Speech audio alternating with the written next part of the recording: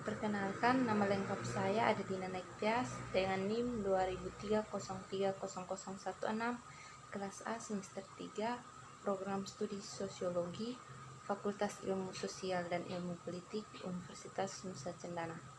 Baik, pada kesempatan ini saya akan mereview buku ketiga mata kuliah Teori Sosiologi Modern dengan judul buku Fungsi Konflik Sosial. Yang pertama, pengantar.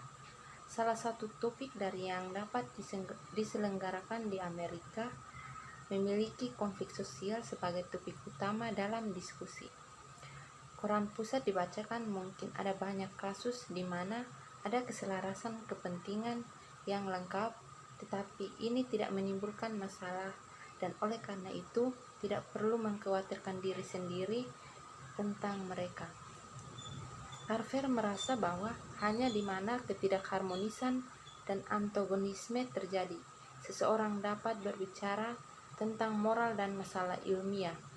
Yang penting bahwa dalam diskusi berikutnya, di mana sosiolog paling terkemuka, saat itu hampir tidak ada yang mempertanyakan tentang pentingnya Carver yang ditugaskan untuk mempelajari konflik.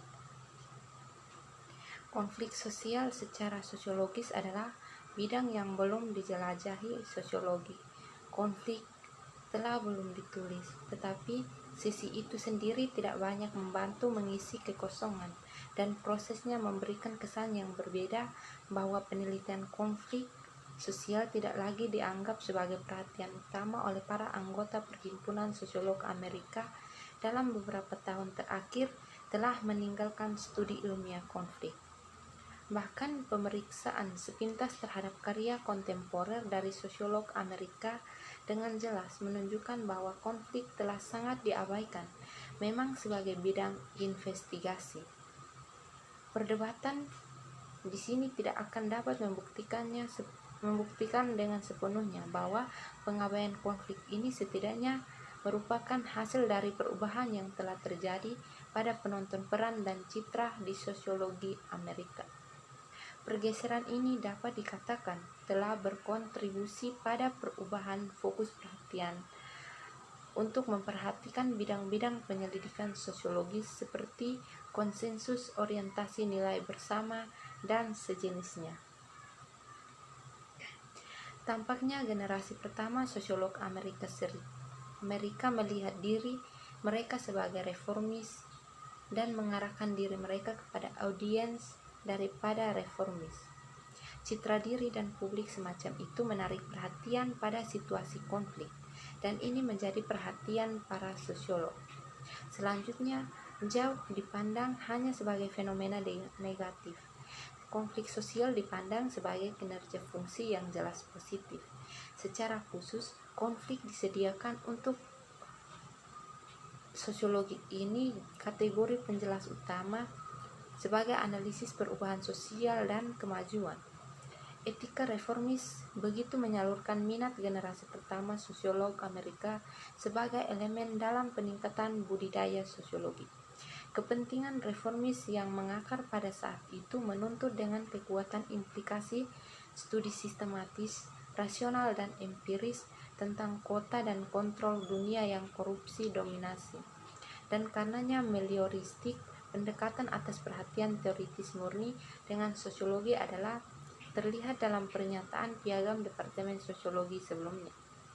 Meskipun sosiologi Amerika di sekitar pergantian abad berusaha untuk mencapai kehormatan akademis dengan menekankan aspek ilmiah dan teoritis dari pekerjaan mereka, semangat para reformator masih belum terkuras. Bagi seseorang sosiolog modern mencatat pemisahan yang hampir lengkap jika bukan oposisi antara ilmu sosial dan reformasi hari ini.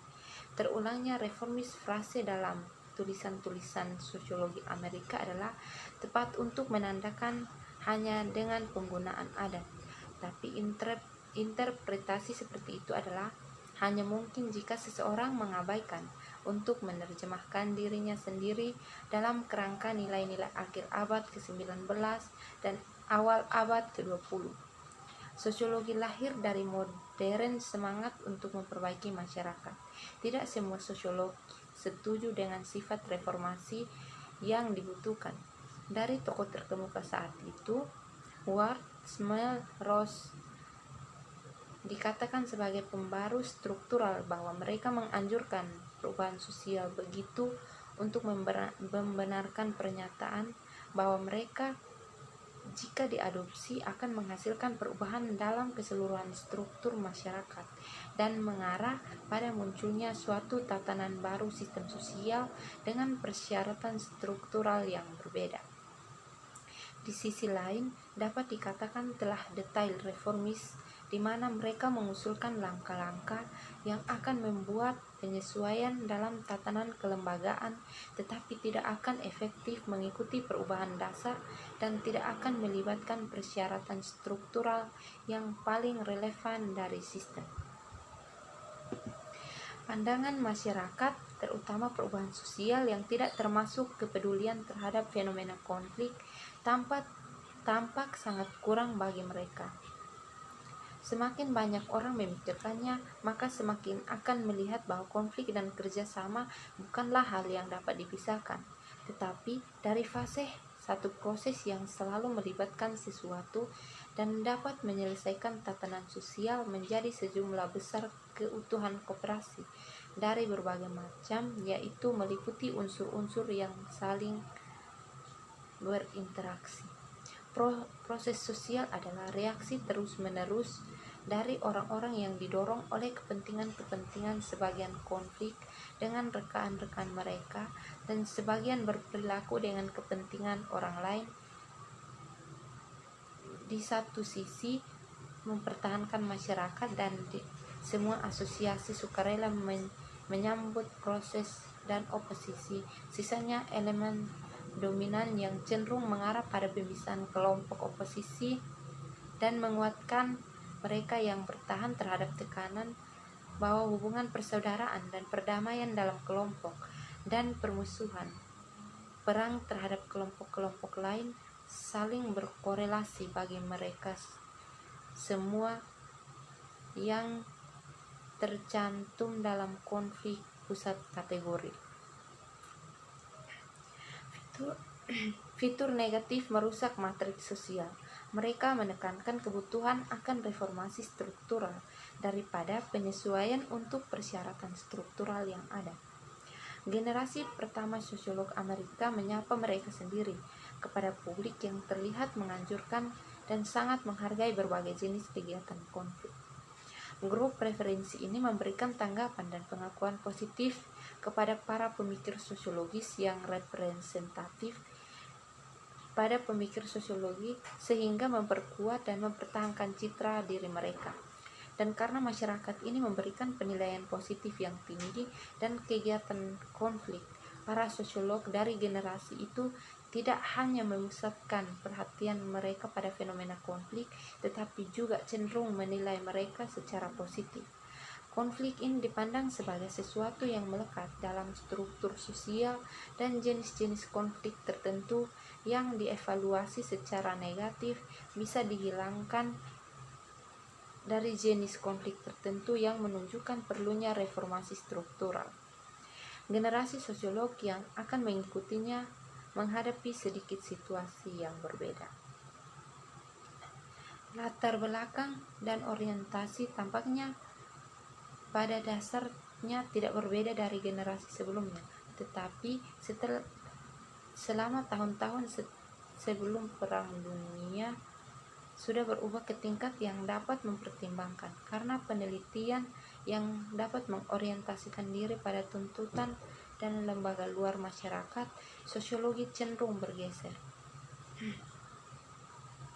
Berbeda dengan angka yang dapat dibahas sejauh ini, sebagian besar sosiolog yang mendominasi sosiologi kontemporer jauh melihat diri mereka sebagai reformis dan mengarahkan diri mereka ke khalayak yang reformis, entah telah mengorientasikan diri ke arah audiens yang murni akademis dan profesional atau telah berusaha untuk mencari dengan pendapat di antara para pembuat keputusan di birokrasi publik dan swasta.